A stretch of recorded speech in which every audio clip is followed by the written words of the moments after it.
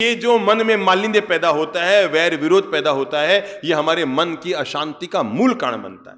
फिर हम रात भर बेचैन, एक रूम में सोए हैं, एक बिस्तर पर सोए हैं, एक की उधर करवट, एक की उधर करवट, मैं क्यों बात करूं, मैं क्यों बात करूं। और इतना ही नहीं, अगर आपने सोने से पहले एक शब्द बोल दिया मिच्छामि दुक्कडम या सॉरी, पूरी रात भी सुख से बीतेगी और अगले दिन सुबह भी सुख से उठेंगे। और अगर आपने सोने से पहले इस शब्द का इस्तेमाल न किया तो पूरे रात भर तक दोनों कषाय में जीते रहेंगे, पूरे रात भर तक मानसिक तनाव में जीते रहेंगे। आधी रात तो आप नींद भी नहीं ले पाएंगे, वो भी तनाव में है, मैं क्यों झुकूं, वो भी तनाव में, और सुबह उठेंगे तब भी दोनों के चेहरे यूं के यूं फूले हुए रहेंगे।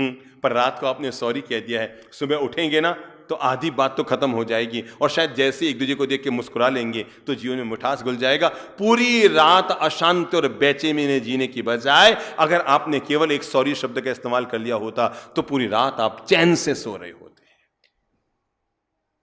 और न केवल चैन से सो रहे होते, सुबह उठकर भी आप बहुत आनंद ले रहे होते। एक बार याद करो ऐसे किसी शख्स को जिसके साथ आपके 10 साल तक बोलचाल बंद थी, और फिर अचानक कोई गुरु महाराज की प्रेरणा से, कोई भगवान की वाणी को पढ़ते पढ़ते, कोई पूर्व जन्म के पुण्योदय से वापस ऐसा वक्त आया कि आपने वापस बोलचाल करनी शुरू की, मिच्छामि दुक्कडम कहा, सॉरी कहा, गले मिले और आपस में आना जाना शुरू कर दिया। मुझे एक बात बताओ, ज्यादा मीठे मधुर दिन कौन से थे? याद करो, याद करो, 10 साल जो आपने बोलचाल बंद रखी वो मीठे मधुर दिन थे, या अभी 3 महीने से आपने बोलचाल शुरू कर दी है वो मीठे मधुर दिन है? कौन से वाले? तो बेवजह हम अपने जीवन में कषायों का बंधन, कर्मों का बंधन, मन की अशांति तो होती है सो होती है, और पता नहीं कैसे निकाचित कर्म बांध लें। समझ लो आपने उससे बोलचाल बंद कर रखी है और मिच्छामि दुक्कडम देने से पहले 2 में से एक ऊपर चला गया। जन्म जन्मांतर तक शादी के साथ जन्म साथ रहे कि न रहे, पर वैर विरोध तो 17 जन्म तक इंसान का पीछा छोड़ता है, चलता ही रहता है, उसका पीछा करता ही रहता है। इसलिए मन की शांति का मालिक बनने के लिए मंत्र कहना चाहूंगा, माफी मांग लो और माफ कर दो। क्या करो? माफी मांग लो। जो लोग भी हमें सुन रहे हैं देश भर में, मैं हर सुनने वाले व्यक्ति से कहना चाहूंगा, अगर आपके घर में आपको लगता है ना, सुनते सुनते लगता है कि जो आपके बगल में बैठा है, आपकी देरानी, आपकी जेठानी, आपके ननन, आपका देवर, आपका भाई, आपकी भाभी, या आपकी सास, या आपका ससुर, और आपका थोड़ा सा भी मनोमालिन्य है, सुनते सुनते, क्योंकि सुनने के बाद फिर भावदशा कैसे रहेगी पता नहीं, पर सुनते सुनते खड़े हो जाओ और खड़े होकर उनके पास में जाकर सॉरी कह दो, मम्मी जी सॉरी। अरे झुकने से दुनिया में कोई छोटा नहीं होता, झुकने से दुनिया में कोई छोटा नहीं होता। घर में बड़ा वही होता है जो वक्त आने पर घर को एक रखने के लिए, झुकने के लिए तैयार हो जाता है। मम्मी जी सॉरी, मम्मी जी कोई बात नहीं, बेटा कोई बात नहीं, तू मन को भारी मत कर, सॉरी। मुझे गुरु महाराज का प्रवचन सुनते हुए मन में यह बोध जगा कि हमें वैर की गांठ नहीं रखनी चाहिए। तू भी इतने साल से दुखी, मैं भी इतने साल से दुखी। एक घर में 18 साल से सास और बहू में बोलचाल बंद थी, सास और बहू में नमस्ते दुआ सलाम भी बंद था, क्योंकि सास की जिद थी घर में साड़ी पहनो, और बहू इस बात पे अड़ी थी, मुझसे ये सब नहीं होगा, मैं तो ड्रेस पहनूंगी। और छोटी सी बात ने इतना कलह का रूप ले लिया, दोनों में आपस में बोल, मतलब यहां तक हालत थी, बहू अपने और अपने पति का खाना बनाकर बाहर आ जाती, फिर सास अंदर जाती, वो अपने और अपने पति का खाना बनाती, बहू अपने बच्चों का और पति का खाना बना के बाहर आती, फिर सास अंदर जाती और वो अपना खाना बनाती। पता नहीं प्रवचन सुनते सुनते उस सासू मां का दिल क्या पसीजा, वो घर नहीं गई, प्रवचन सुन के बाजार चली गई, मार्केट गई, और वहां पर जाकर उसने 2 सलवार सूट खरीदी। देखना, मैं आपको बता रहा हूं, 2 सलवार सूट खरीदी और खरीद कर सीधे अपने घर गई और जाकर कहा, बेटा मुझे नहीं पता गलत तू थी या मैं थी, अब मैं इस बात का कोई पर्दाफाश नहीं, मुझे नहीं पता बेटा कि मैं सही हूं कि तू सही थी, मैं गलत हूं कि तू गलत थी, पर 18 साल से इस घर में युद्ध चलता रहा, हम दोनों में दूरियां पलती रही। आज ललित प्रभु जी महाराज, चंद्र प्रभु जी महाराज पधारे, उनके प्रवचनों को सुनकर मुझे लगा कि किसी छोटी सी बात को लेकर मुझे इतना नहीं खींचना चाहिए था, और मैं तुम्हारे लिए बहुत सुंदर ये 2700 रुपये में 2 ड्रेस खरीद कर लाई हूं, ले बेटा आज से तू इसको आराम से इस घर में पहन सकती है, मेरी तरफ से तुझे हाँ है। हम उस घर में अगले दिन आहार के लिए मुझे लेकर गए। सासू माँ की आंखों में आंसू थे, बहू की आंखों में आंसू थे, और सासू माँ ने कहा, बाप जी आज पहली बार मेरी बहू ने सुबह उठकर मेरे पाँव छूकर मुझे प्रणाम किया। 18 साल में छोटी सी बात को अगर लेकर हम खींचते रहते हैं, यूं नहीं करना तो नहीं करना, और फिर सासू माँ क्या होती है, खुला ऐलान कर देती है, मैं जीऊं तब तक हमारे घर में यूं नहीं हुए। अब उसने तो कह दिया मैं जीऊं तब तक नहीं हुए, अब बहू जब भी माला जपेगी तो बहू की हर माला में क्या प्रार्थना होगी, है कहने ऊपर पहुंचाओ। बहू हर हर हर प्रार्थना में ये प्रार्थना करती रहेगी, हे भगवान इन्हें उठाओ तो मैं मन चाहिए जिंदगी जी सकूं। मैं आपको कैसे बताऊं, हम गोचरी ली हमने, सास और बहू ने पहली बार 17-18 साल के बाद उन्होंने वहां पर खाना अपने एक किचन में बनाया। बहू ने सुबह पांव छू के प्रणाम किया, हमने गोचरी ली, आहार लिया, और आहार लेकर हम जैसे निकलने वाले थे बहू हमारे पास आई और आकर कहा, बाप जी आज मैंने मन बना लिया है, अब मैं घर में कभी भी सलवार सूट पहनने का आग्रह नहीं करूंगी, जब तक सासू माँ मैं हमेशा साड़ी पहनूंगी। जैसे ही सास थोड़ी सी झुकी तो बहू तो बेचारी पूरी झुकी हुई तैयार ही खड़ी थी।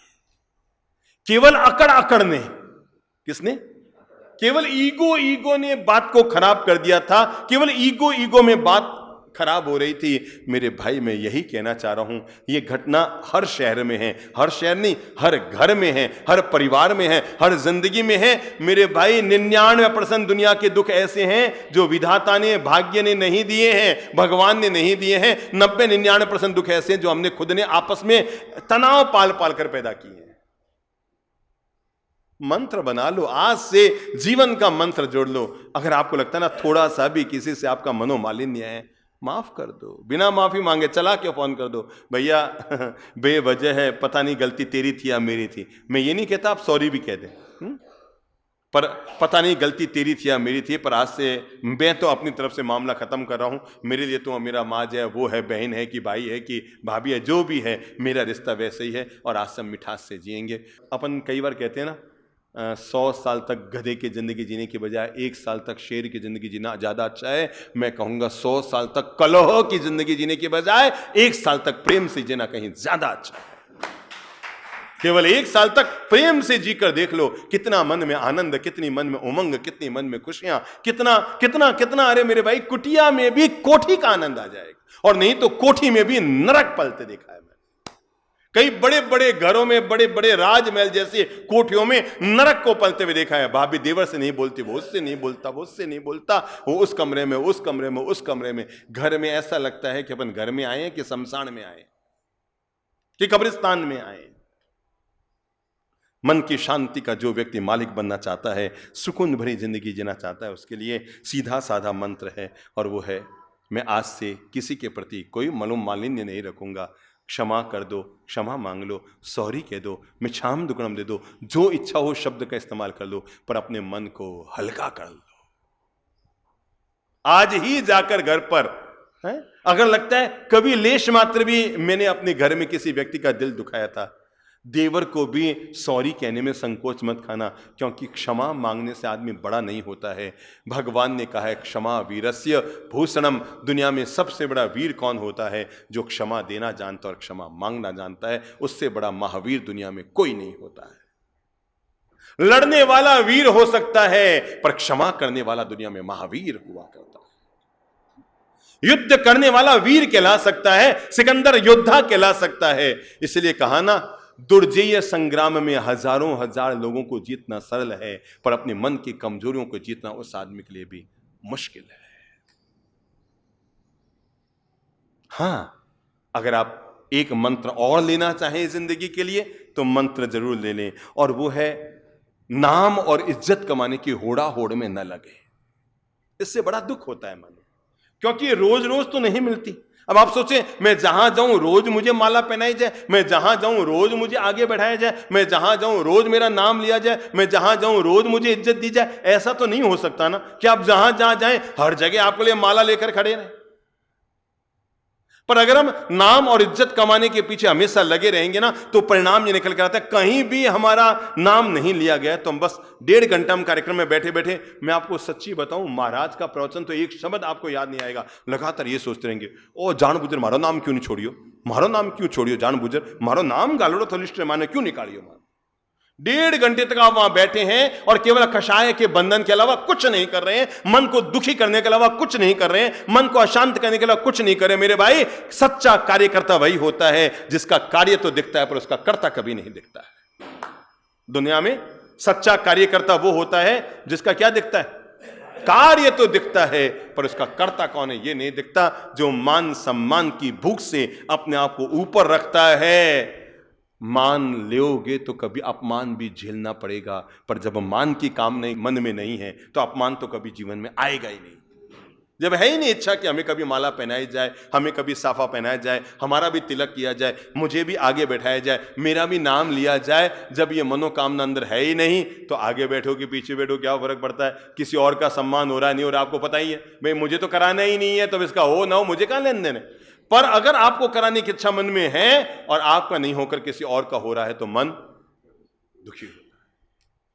अभी समझ लो, मैंने प्रवचन में नाम लिया एक व्यक्ति का, समझ लो मैं कहूंगा संबोधि धाम के अमुक ट्रस्टी है, खूब सेवा संभाल रहे हैं, एक का नाम लिया और 2 और बैठे हैं, तो उनके मन में क्या आएगा, आप कहीं फोकट में आ रहे हैं, आप कहीं आ रहे हैं, आप अभी तो रोज जावा, आप अभी रोज सेवा संभाला, अरे बाप जी जिको आदेश देवे दौड़ दौड़ और आप काम करा, नाम तो उन्होंने लियो।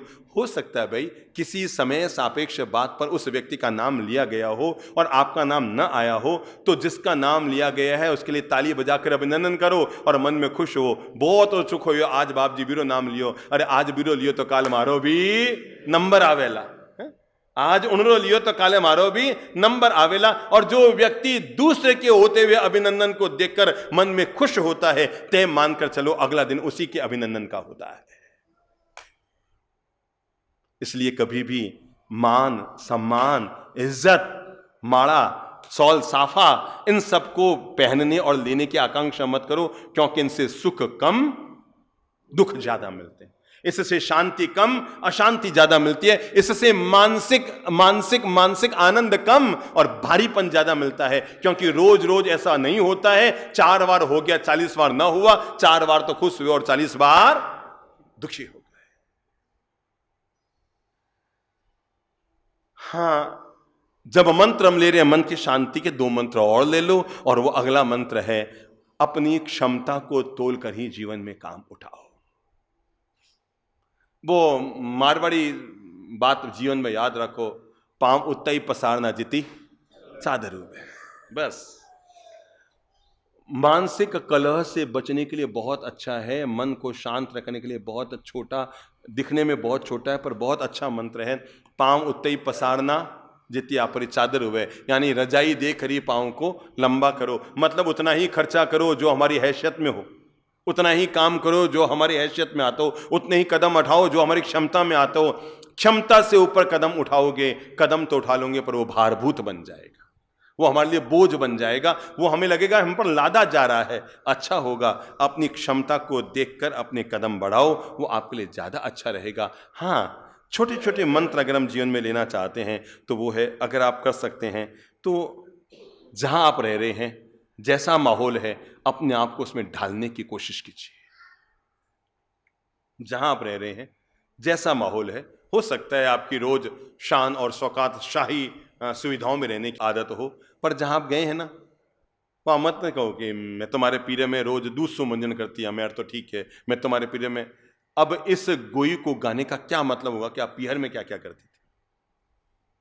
आती ही ससुराल में हम यहीं से बात शुरू करते हैं, मारे पीरे में तो जमीन में पांव नहीं राख्यो, मैं कभी मारे पीरे में तो मैं मतलब रोज दूध सुमंजन करता, कभी पानी सुमंजन नहीं करियो। तो आप लोग बेवजह बात को ढोते रहते हैं, खींचते रहते हैं, और उन्हीं सब बातों को याद दिला दिला कर माहौल को, जहां पहुंच गए हैं, माना आपका पीहर बहुत अमीर था, किसी मध्यम वर्गीय घर में आपकी शादी हो गई है, कोई दिक्कत नहीं है, जहां पहुंचे हैं वहां के माहौल के अनुसार अपने आप को अगर आप ढाल लेंगे ना तो सुखी रहेंगे। नहीं तो सच्ची कह रहा हूं, हमें बाहर से अशांति कम आती है, हम भीतर ही भीतर अशांति ज़्यादा पैदा करते हैं। और तो ओ को नहीं, और तो यो व्यवस्था को नहीं, मैं तो यूँ रहता था, मारा वर तो यूँ थो, मारा पापा जी तो मैंने यूँ यूँ रखता, और तो यूँ यूँ करना पड़े। दुनिया में सबके घर का नियम रहा है भाई, पीहर में जिसने कभी गैस का चूल्हा भी न जलाया हो, ससुराल में तो उसको पूरा खाना ही बनाना पड़ता है। पीहर में जिसने कभी तीली नहीं जलाई हो, ससुराल में तो फूंके मार मार कर चूल्हा जलाना ही पड़ता है। तो सबके साथ ऐसा हुआ है, जो जहाँ जब जैसा पहुँचा है उस व्यवस्था के अनुसार अपने आप को ढालने की अगर हम कोशिश कर लेंगे, और अगर ढल गए तो हम सुखी हो जाएंगे और पुरानी यादों को याद करते रहेंगे, हमारा तो यूँ थो, हमारा तो यूँ थो। मैंने घनी लोग यूँ कि अगर हमारे पीरे में तो बाप जी सोने में झूलता, ठीक है भाई, अब सोने का झूला गया, जो है उन्होंने आनंद लो।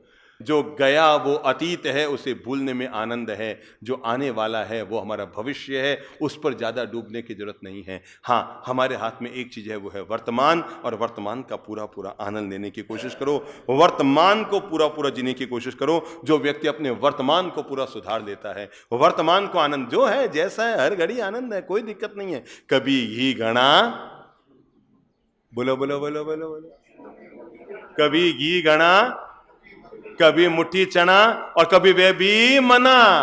आज तो वे भी को नहीं, तो तीनों घड़ी का आनंद लेना, कभी घी गणा, कभी मुट्ठी चना, कभी वे भी मना।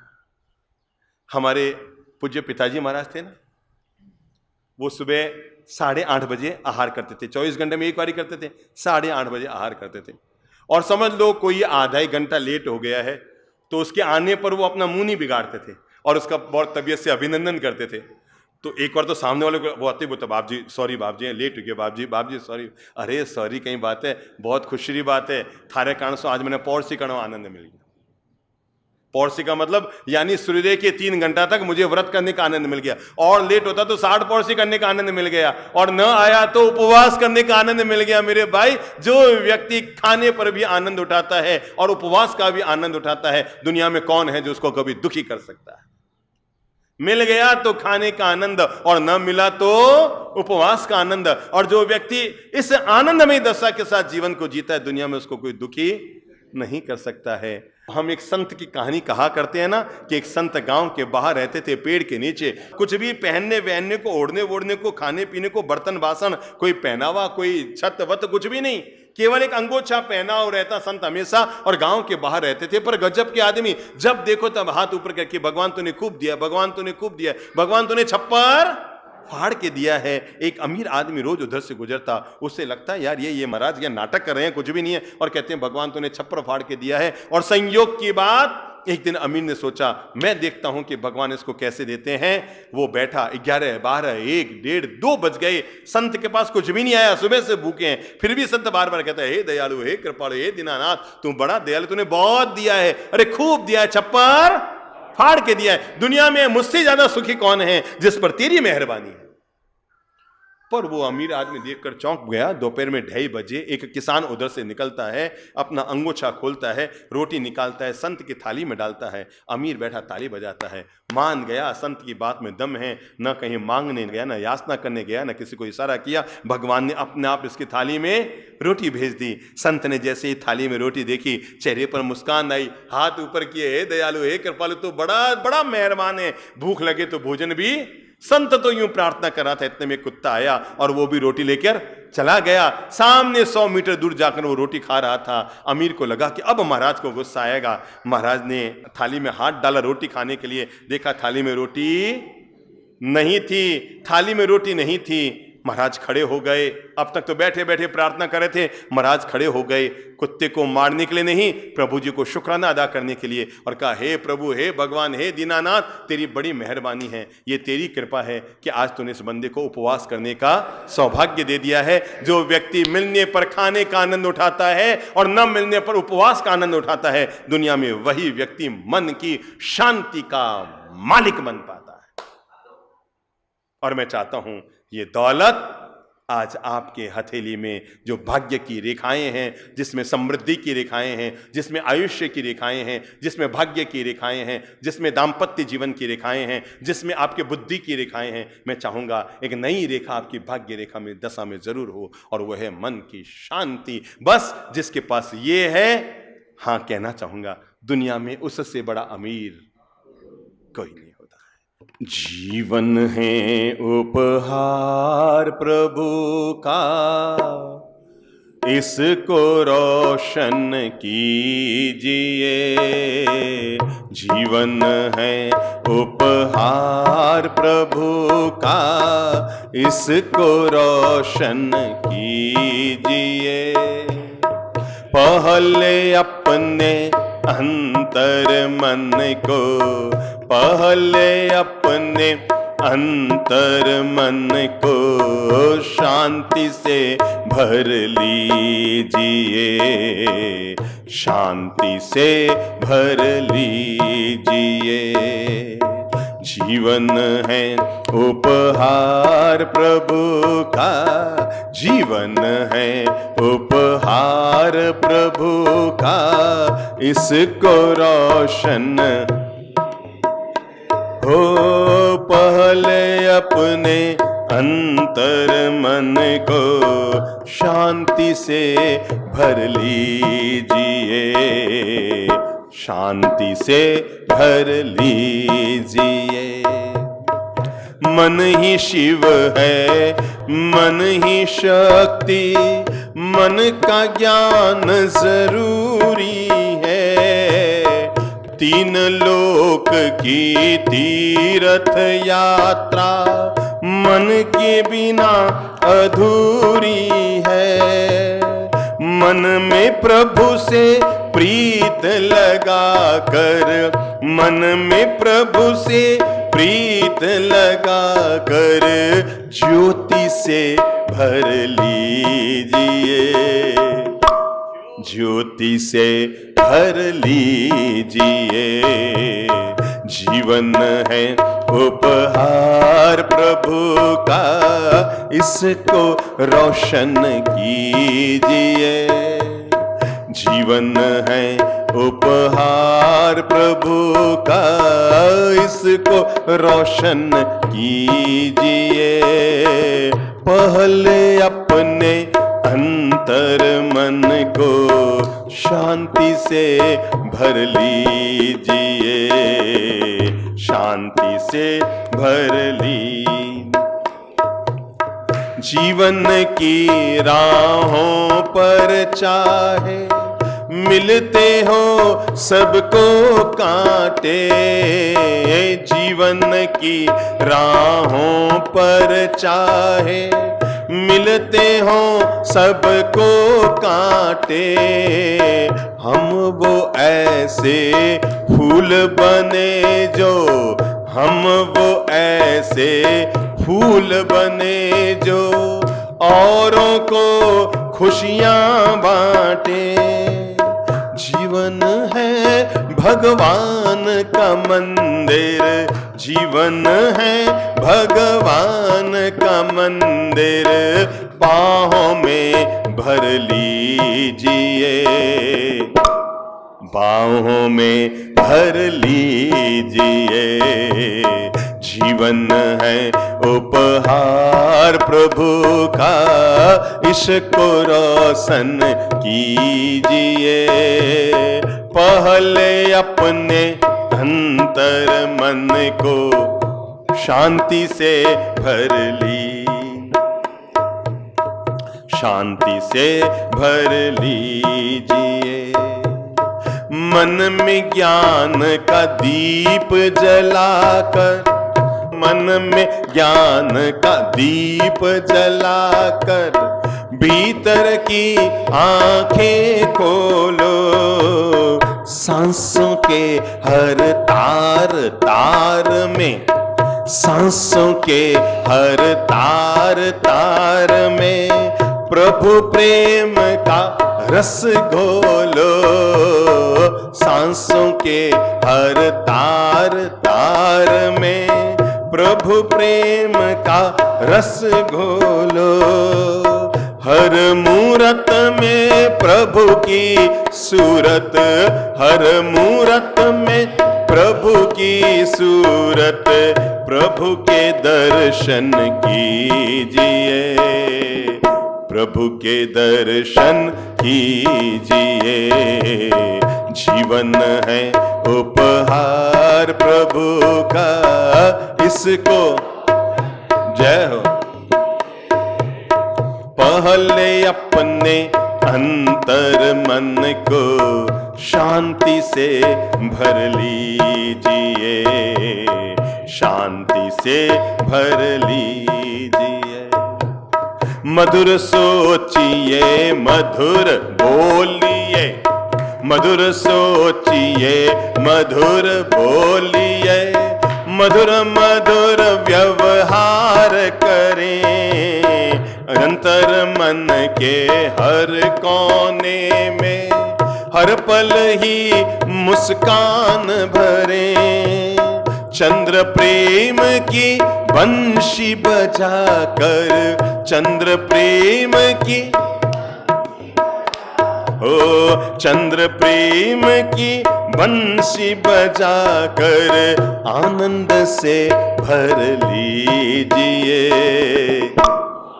आनंद से भर लीजिए।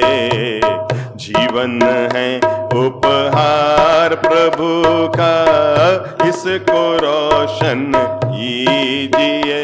हो जीवन है उपहार प्रभु का, इसको रोशन कीजिए। पहले अपने अंतर मन को, पहले अपने अंतर मन को शांति से भर लीजिए। बस क्योंकि जीवन प्रभु का उपहार है, इसे क्या कीजिए? रोशन कीजिए।